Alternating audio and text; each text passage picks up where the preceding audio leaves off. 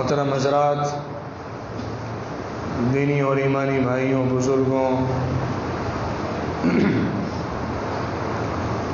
اسلام ایک مکمل نظام حیات کا نام ہے جس میں عقائد کے سلسلے میں بھی رہنمائی ہے، عبادات کا صحیح طریقہ اور حقوق بھی سمجھائے گئے ہیں، معاملات لین دین کے سلسلے میں بھی احکامات دیے گئے ہیں، معاشرت ایک دوسرے کے ساتھ زندگی گزارنے کے آداب اور سلیقے بھی سکھائے گئے ہیں، اور اخلاق دوسروں کے ساتھ کس طرح سے پیش آنا ہے، مینرز ایٹیکیٹس کیا ہیں، اس سلسلے میں بھی قرآن اور سنت اور پورے دین کی رہنمائیاں موجود ہیں۔ ایک اہم مسئلہ جو ہمارے معاشروں کے لیے بہت زیادہ توجہ طلب بن گیا ہے وہ وراثت کا مسئلہ ہے۔ ایک شخص جب دنیا سے جاتا ہے تو اپنے پیچھے کچھ نہ کچھ چھوڑ کے جاتا ہے۔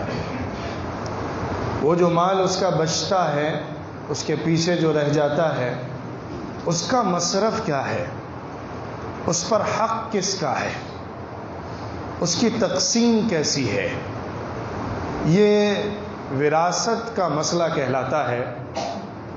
اور دین اسلام میں اور اس کے بنیادی مصدر قرآن میں اللہ تعالیٰ نے پوری تفصیل اور وضاحت کے ساتھ اس کی اہمیت، تاکید، فرضیت اور تفصیل، ڈیٹیلز واضح فرما دی ہیں۔ ہمارے معاشرے میں مختلف قسم کی بیماریاں، بگاڑ اور برائیاں موجود ہیں۔ سماجی بگاڑ کی اگر بات کی جائے تو بہت لمبی فہرست ہے۔ ان میں ایک اہم اور بڑی بیماری جہیز کی بیماری ہے، ڈاوری کی بیماری ہے، جو اس کانٹیننٹ میں خاص طور پہ جو بر صغیر ہے ہمارا، بہت زیادہ بڑے پیمانے پر رائج ہے۔ اس کا رواج عرب ملکوں میں عموماً نہیں ہے۔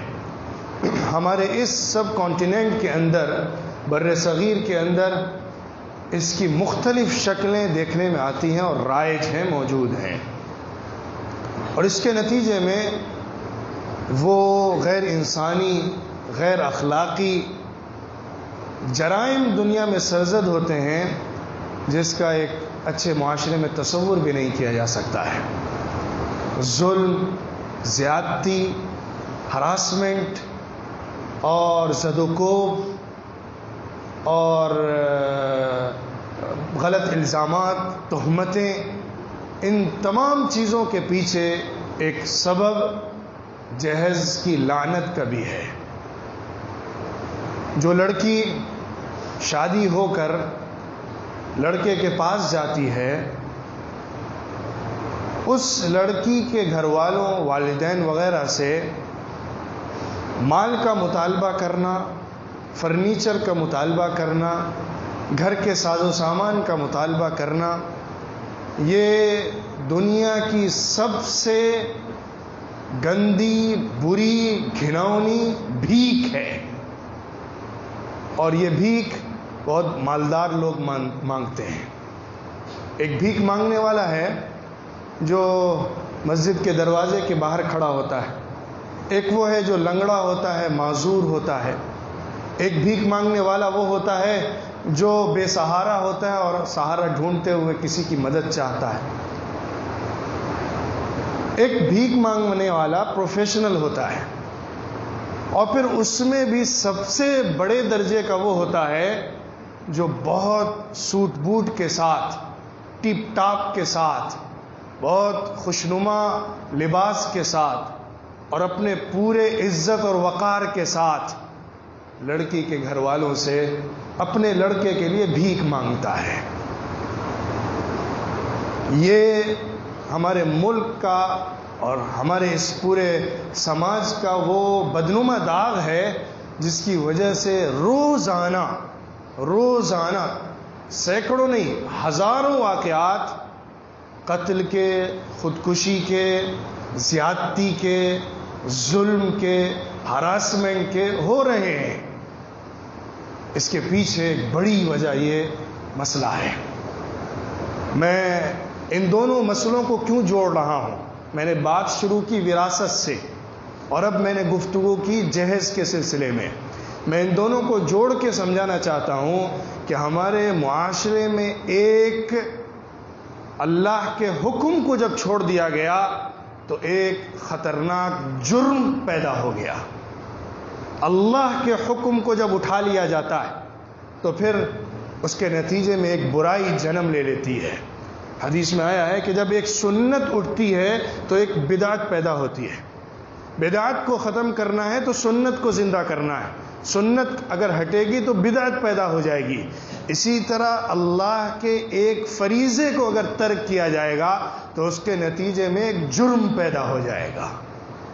آج وراثت کے مسئلے کو بالکل پیچھے چھوڑ دیا گیا ہے۔ وراثت کے سلسلے میں جو حقوق طے کیے گئے ہیں اس کو بالکل نیگلیکٹ کر دیا گیا ہے، اور اس کے نتیجے میں جہیز جیسی لعنت پیدا ہو گئی ہے۔ وراثت میں اللہ نے جس طرح سے حقوق بیان فرمائے، مرد کے حق، عورت کے حق، باپ کی شکل میں ہو تو کیا حق، بھائی کی شکل میں ہو تو کیا حق، بیٹے کی شکل میں ہو تو کیا حق، بیٹی ہو، بیوی ہو، ماں ہو تو اس کا کیا حق، اور بھی قریب اور دور کے رشتہ دار کے سلسلے میں بہت وضاحت اور تفصیل کے ساتھ اللہ رب العزت نے مسائل کو بیان فرمایا ہے۔ عجیب بات ہے، ہمارے دین کے بے شمار مسائل، بلکہ فرائض جو ہیں، جو فرض چیزیں ہیں، ان کی تفصیلات قرآن میں نہیں بیان کی گئی ہیں۔ قرآن میں اللہ تعالیٰ نے اصل حکم بیان فرمایا، اس کی تفصیل، اس کی وضاحت، اس کی ڈیٹیل حضور اکرم صلی اللہ علیہ وسلم نے اپنی سنت اور احادیث سے بیان فرمائی اور اپنی سیرت سے اس کو واضح فرمایا۔ یہاں تک کہ نماز کی فرضیت تو قرآن سے واضح ہوتی ہے، لیکن نماز کیسے پڑھنی ہے، نماز میں کیا کیا فرائض ہیں، نماز میں کیا کیا ارکان ہیں، نماز کی کیا کیا شرطیں ہیں، یہ تمام باتیں اللہ تعالیٰ نے قرآن نے واضح نہیں فرمائی ہیں، حضور اکرم صلی اللہ علیہ وسلم نے احادیث میں اور اپنی عملی زندگی میں اس کو واضح فرمایا ہے۔ زکوٰۃ کا حکم قرآن میں دیا گیا، کتنے پر کتنی زکوٰۃ ہے، کس مال پر زکوٰۃ ہے، یہ تمام تفصیلات ہمیں حدیث سے ملیں گی، قرآن میں اس کی وضاحت نہیں ملتی ہے۔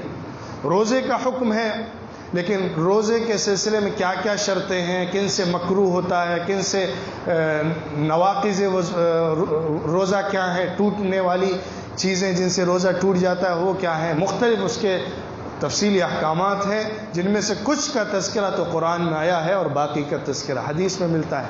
حج کی فرضیت ہے اور بہت سارے ارکان کا تذکرہ بھی حج کا سلسلے میں قرآن میں کیا گیا ہے، لیکن اس کے سلسلے میں دیگر تفصیلات، میقات کی تفصیلات، احرام کے آداب، احرام کی شرطیں، مکمل اس کی تفصیلات، دینوں کی وضاحت اور تفصیل، وہ ساری چیزیں حدیث سے ہم کو ملتی ہیں۔ ایک ایسا مسئلہ ہے، ذرا غور کریے، وراثت کا مسئلہ ایسا مسئلہ ہے جس کی تمام تفصیلات تقریباً قرآن میں بیان کی گئی ہیں۔ تقریباً کلیہ نہیں کہہ سکتے، تو تقریباً میجورٹی جو مسائل ہیں وہ قرآن پاک میں ہی وضاحت کے ساتھ بیان کر دیے گئے۔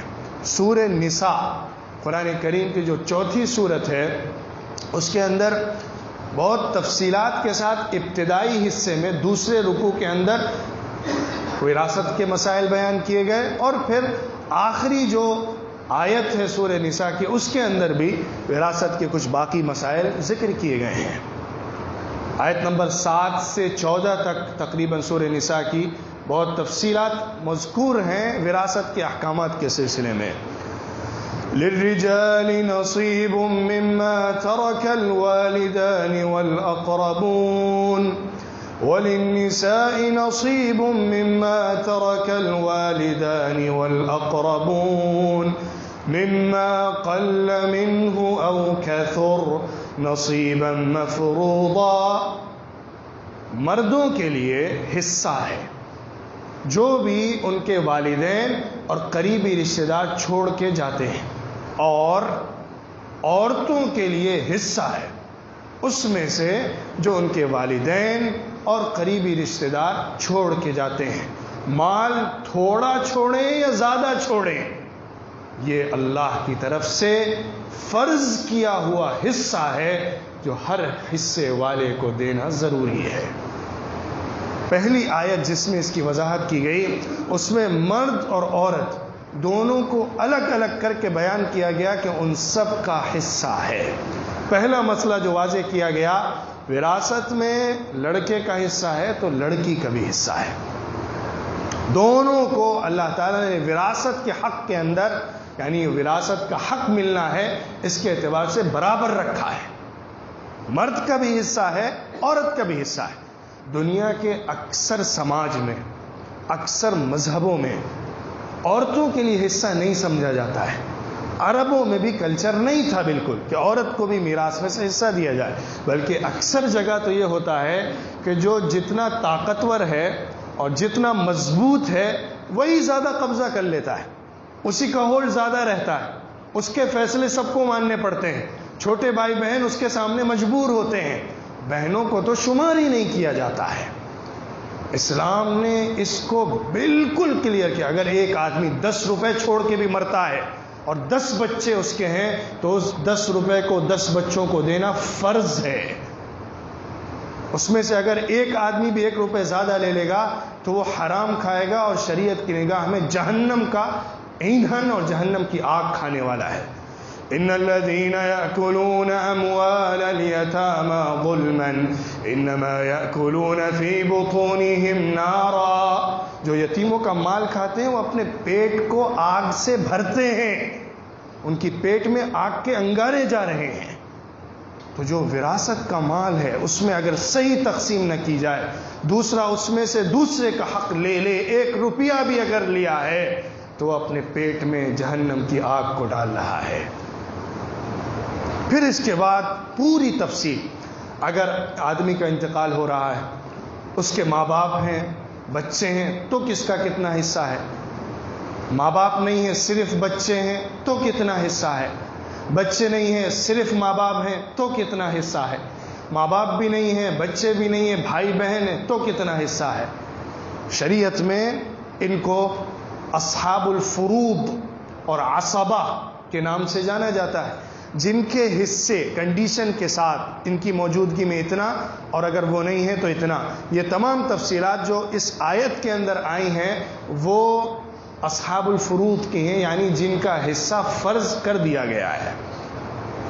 اس میں مرد کا حصہ بھی بیان کیا گیا ہے، عورت کا بھی حصہ بیان کیا گیا ہے، ہر سچویشن کا، ہر حالت کا، 1 بچہ ہو، 2 بچے ہوں، 1 لڑکی ہو، 2 لڑکے ہوں، صرف لڑکیاں ہوں، 1 لڑکی یا 2 لڑکی یا 2 سے زائد لڑکی، ساری تفصیلات کو واضح فرما دیا گیا ہے۔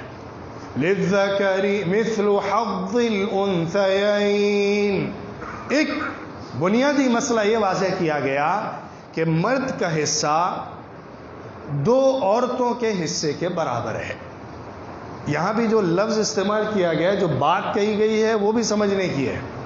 یہاں یہ نہیں کہا گیا کہ ایک عورت کا حصہ مرد کے آدھے حصے کے برابر ہے، یہ کہا گیا ایک مرد کا حصہ 2 عورتوں کے حصے کے برابر ہے۔ مطلب اصل گننے کا، جوڑنے کا، دیکھنے کا حصہ عورت کا ہے، وہ جو ڈبل ہوتے ہیں اس کے اعتبار سے ایک مرد کو دیا جائے گا۔ اگر یہ کہا جائے کہ ایک عورت کا حصہ مرد کا آدھا ہے تو مطلب یہ ہوا اصل حصہ مرد کا بن رہا ہے، اس میں سے آدھا نکال کے عورت کو دینے کی بات کہی جا رہی ہے۔ بات اس طرح کہی گئی کہ عورت کا جو حصہ ہے، لڑکی کا جو حصہ ہے، اس کا ڈبل کر کے لڑکے کو دو۔ مسئلہ ڈبل اور سنگل کا نہیں ہے، مسئلہ یہ ہے کہ بیان جو کیا جا رہا ہے اس میں لڑکی کے حصے کو بنیاد بنا کر اس کو ڈبل کر کے لڑکوں کو دیا جا رہا ہے۔ دنیا میں تو لڑکی کا حصہ ہی نہیں سمجھا جاتا تھا، آج بھی اکثر سماج کے اندر لڑکی کا حصہ نہیں ہوتا۔ ہمارے ملک میں جتنے مذاہب ہیں ان میں لڑکیوں کو حصہ دینے کا کوئی رواج ہی نہیں ہے، کوئی سوال ہی نہیں ہوتا، اور سب لڑکوں کو بھی نہیں ملتا۔ بنیادی طور پہ بڑے لڑکے کو مل جاتا ہے. لڑکی کا حصہ لڑکے کے مقابلے میں کم رکھا گیا. اس کی بنیاد پر بہت سارے لوگ اسلام پر اعتراضات کرنے لگے. جو خود نہیں دیتے، نہ لڑکوں کو دیتے ہیں دوسرے، نہ لڑکیوں کو دیتے ہیں، ایک کے ہاتھ میں بن جاتا ہے، وہ لوگ اعتراض کرتے ہیں. اگر آپ عقل سے سوچیں، لاجک کو استعمال کریں، تو اتنے جسٹس اور انصاف کے ساتھ اللہ نے حصے لگائے ہیں کہ پورے انسان کی عقلیں بھی مل کر اس جیسے حصے نہیں لگا سکتی تھی. کس کو کب کتنا دینا ہے، کب زیادہ کب کم کرنا ہے، اس کا فیصلہ الا یعلم من خلق، جس نے پیدا کیا ہے اس سے بہتر کون جان سکتا ہے. لڑکے کے اوپر اسلامی شریعت کے اعتبار سے ساری فائنینشیل رسپانسبلٹیز ہیں. لڑکی کو ہر طرح کی معاشی ذمہ داری سے آزاد رکھا گیا ہے. عورت کے اوپر کسی طرح کی معاشی ذمہ داری نہیں ہے. شادی سے پہلے بھی نہیں ہے، شادی کے بعد بھی نہیں ہے. مرد کے اوپر معاشی ذمہ داری فرض ہے. ایک مرد کما رہا ہے، ایک عورت کما رہی ہے.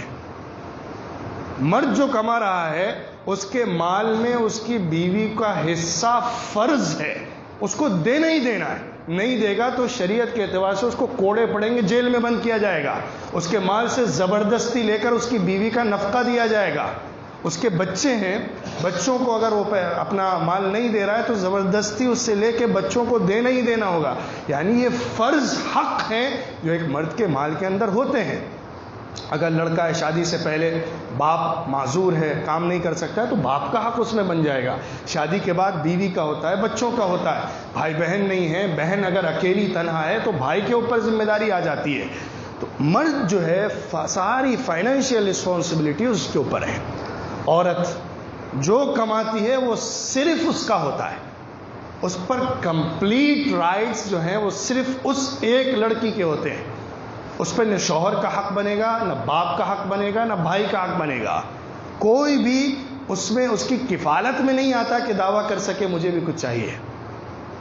تو عورت اگر تھوڑا کما رہی ہے لیکن وہ کمپلیٹ اسی کا رائٹ ہے، اور اس کی جو فائنینشیل رسپانسبلٹیز ہیں وہ دوسرے کے اوپر ہیں. یہ جب صورتحال ہے شریعت کے اعتبار سے، یہ جب حکم ہے شریعت کا، تو کیا بتائیے انصاف ہوتا کہ لڑکی کو بھی وراثت میں اتنا ہی حصہ دیا جائے جتنا لڑکے کو دیا جائے؟ یہ لڑکے کے ساتھ ظلم ہو جاتا. اسلام ظلم نہیں کرتا، انصاف کرتا ہے. کسی کا حق نہیں مارتا، دوسرے کو پورا حق دیتا ہے. اس بات کو بنیادی طور پہ سمجھیے. اسلام نے لڑکی کو حصہ دیا کیونکہ وہ حق رکھتی ہے کہ اپنے والدین اور اپنے مستحقین، یعنی اپنے ان لوگوں کے جو وراثت دینے والے ہیں، اس رشتے کی وجہ سے وہ بھی ان کے مال کا حصہ لے. لیکن مرد کا حصہ بڑھا کے رکھا گیا کیونکہ مرد کے اوپر فائنینشیل ذمہ داریاں پورے طور پر ڈالی گئی ہیں، عورت کو اس سے مکمل طور پہ بری رکھا گیا ہے. یہ وہ ریزن ہے، وہ بنیاد ہے جس کی وجہ سے یہ فرق ہے. بعض جگہیں ایسی آتی ہیں جہاں لڑکا اور لڑکی دونوں کا حصہ برابر ہو جاتا ہے. جیسے ماں اور باپ ہیں، ایک آدمی کا انتقال ہوا، اس کے بچے بھی ہیں اور ماں باپ بھی ہیں. جب ماں باپ بھی ہیں اور بچے بھی ہیں تو پھر ماں کا 1/6 ہے اور باپ کا بھی 1/6 ہے، باقی سارا بچوں کا ہے. یہاں پہ باپ اور ماں دونوں کا برابر ہو گیا حصہ، کیونکہ باپ کے اوپر کچھ ایکسٹرا رسپانسبلٹیز نہیں آ رہی ہو رہی، کیونکہ اس کے بچے موجود ہیں، مرنے والے کے بچے موجود ہیں، اور ان کی ذمہ داری ہوتی ہے کہ اگر باپ یا ان کا باپ کام نہیں کر سکتا ہے تو ان کی ذمہ داری اٹھائے. اور دوسری صورتوں میں عورت کا حصہ مرد کے مقابلے میں آدھا کیا گیا ہے. لڑکے اور لڑکیاں ہیں کسی مرنے والے کے، تو لڑکوں کو 2 حصے ہوں گے، لڑکی کا 1 حصہ اس میں سے لگایا جائے گا.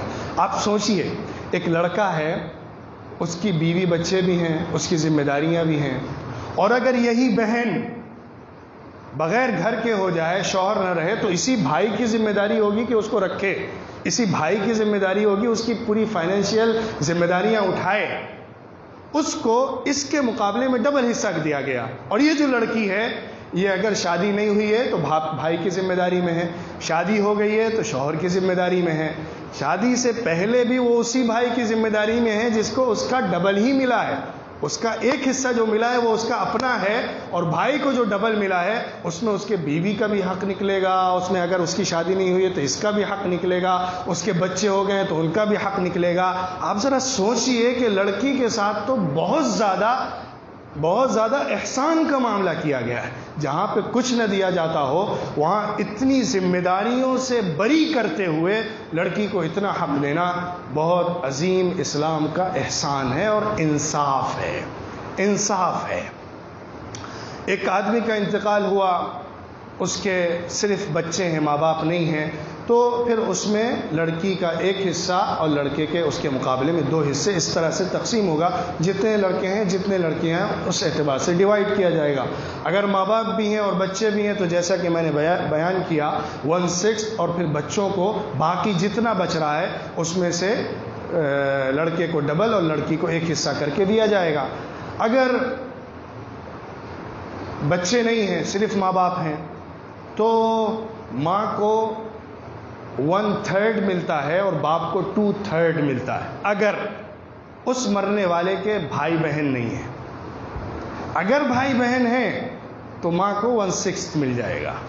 یہاں دیکھیے کتنی زبردست طریقے پہ اس کو تقسیم کیا جا رہا ہے۔ باپ جو ہے، ایک آدمی کا انتقال ہوا، اس کا باپ، اس کو 2/3 اور ماں کو 1/3، لیکن اگر اس مرنے والے کے بھائی بہن ہیں تو اس کا مطلب باپ کے بچے ہیں موجود، جو باپ ہے اس کی اولاد موجود ہے، تو اس کے اوپر کسی نہ کسی حیثیت سے ایک ذمہ داری اپنے بچوں کی ہے۔ اس کی وجہ سے ماں کا حصہ کم ہوا، 1/6 ہوا، باقی حصہ باپ کو گیا۔ تو سچی بات یہ ہے کہ ہماری عقل جتنا غور کرتی جائے گی، جس طرح سے شریعت نے تقسیم کیا ہے اس کو، ہمیں اس کی عظمت سمجھ میں آتی چلی جائے گی۔ مسئلہ ظاہر بات ہے جو وراثت کا ہوتا ہے اس کو پورے طور پہ ہر ایک کا حصہ مکمل وضاحت کے ساتھ بیان نہیں کیا جا سکتا، اور انسان یاد بھی نہیں رکھ سکتا ہے۔ یوصیکم اللہ فی اولادکم للذکر مثل حظ الانثیین، اس آیت اور اس کے بعد والی آیت کے اندر ایک ایک کو واضح کیا گیا ہے۔ صرف لڑکیاں ہیں، ایک لڑکی ہے اگر تو ہاف ملے گا، باقی دوسرے ورثاء کو مل جائے گا۔ 2 لڑکیاں یا اس سے زیادہ ہیں تو 2/3 صرف لڑکیاں اگر ہیں تو ان کو مل جائے گا، باقی پھر بھائی کو یا ماں اگر ہے تو ان کو باقی کو تقسیم ہو جائے گا۔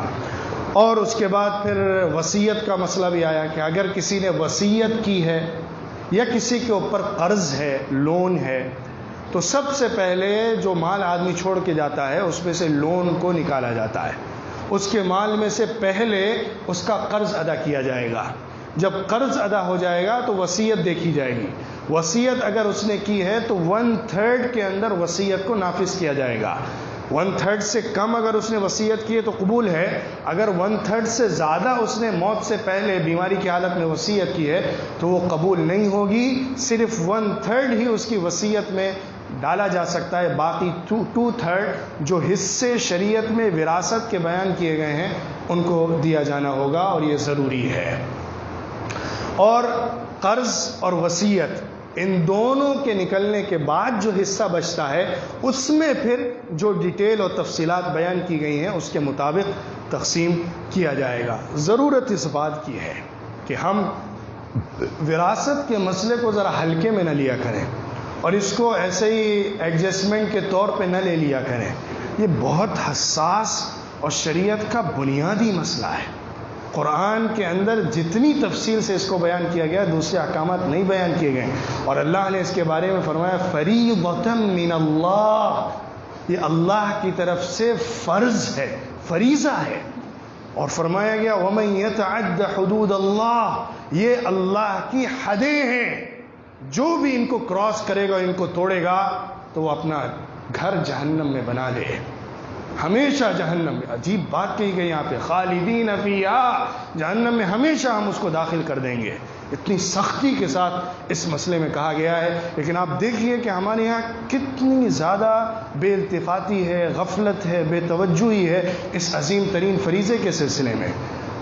اگر کسی کے گھر میں کوئی حادثہ ہو جائے اس کے بعد تمام ورثاء کو جمع کرنا چاہیے، بیٹھنا چاہیے، جو اس کے پاس مال تھا، جس طرح کا بھی مال ہو، منقولہ غیر منقولہ، پراپرٹی کی شکل میں ہو اور کیش کی شکل میں ہو، جس شکل میں بھی ہو، ان سب کو جوڑ کے اس میں سب کے برابر حصے لگانے چاہیے۔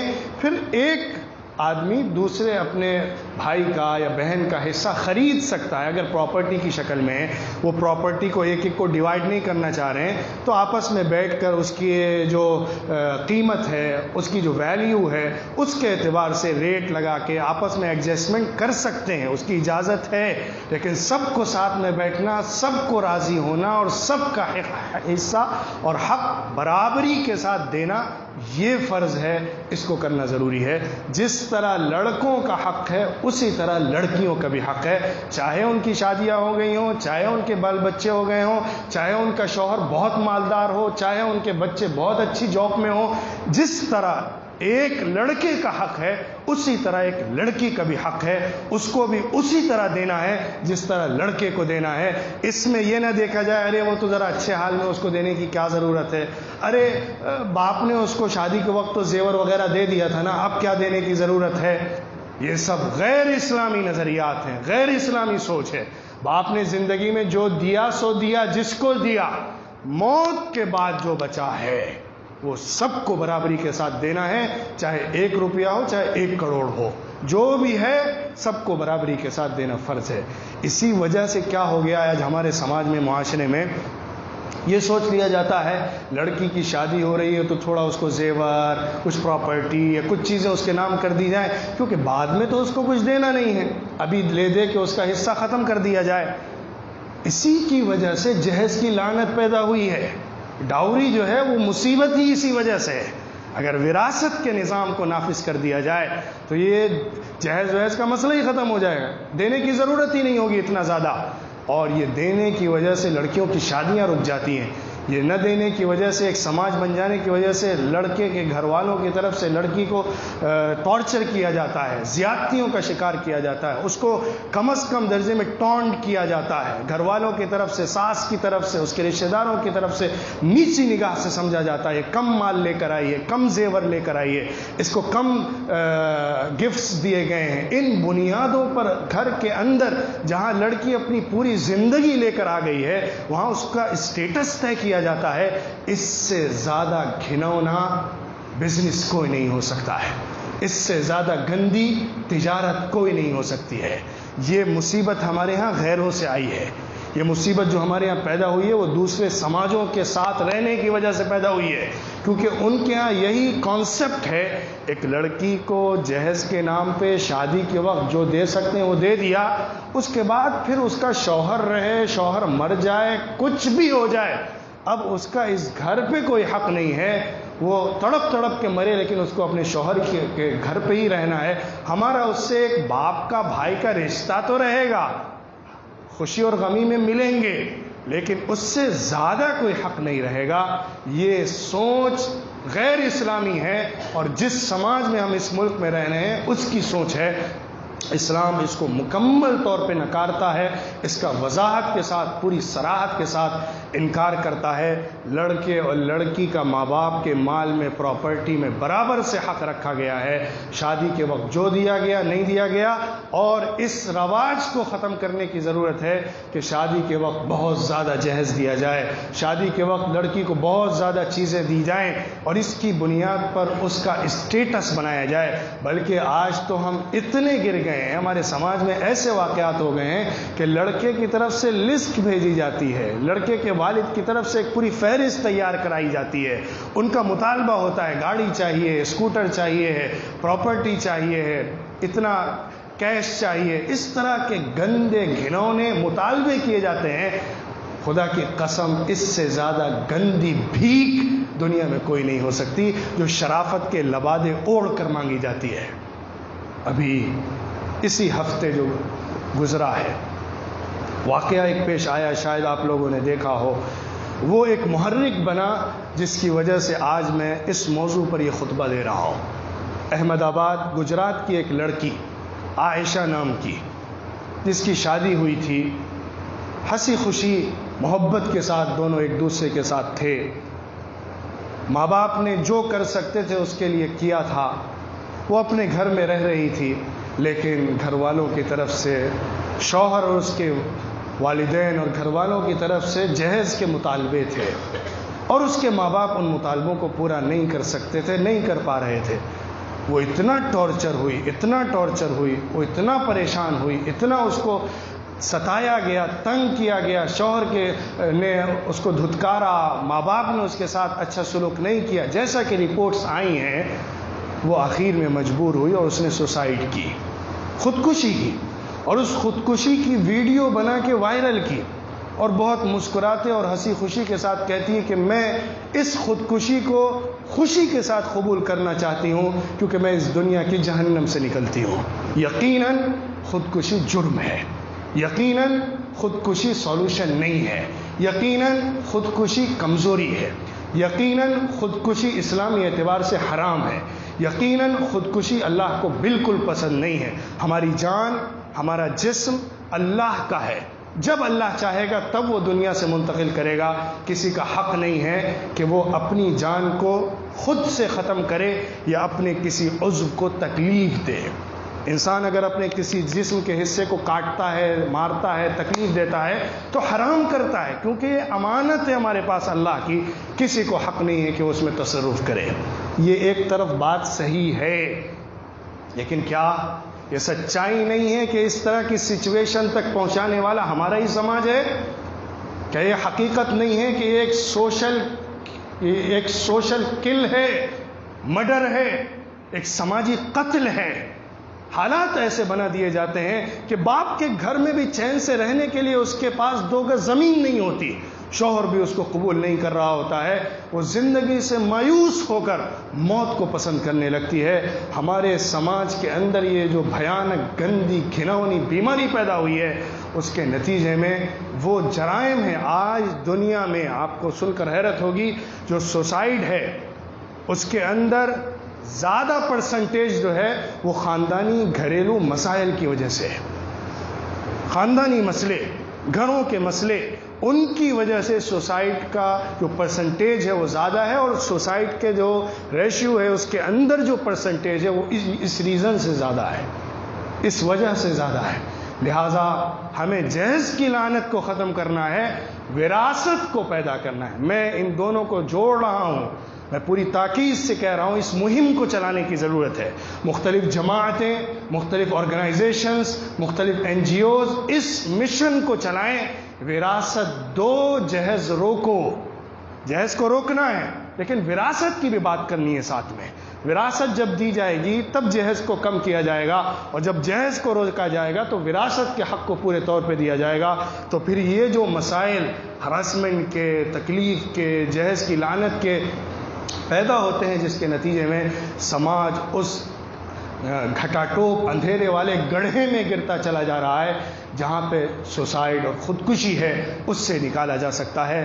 لہٰذا اس مہم کو تیزی کے ساتھ چلانا ہے. ہر علاقے، ہر بستی، جو دیہات کے علاقے ہوتے ہیں، جو پچھڑے علاقے ہوتے ہیں، جو نارتھ کے علاقے ہیں، اور بھی جگہوں پر، ہمارے ساؤتھ میں بھی جو علاقے ہیں، وہاں پہ جا کے لوگوں کو یہ پیغام دینا ہے کہ وراثت میں لڑکی کو حق دو، جہیز کی ضرورت نہیں ہے. اللہ تعالی ہم سب کو عمل کی توفیق عطا فرمائے. وآخر دعوانا الحمد للہ رب العالمین.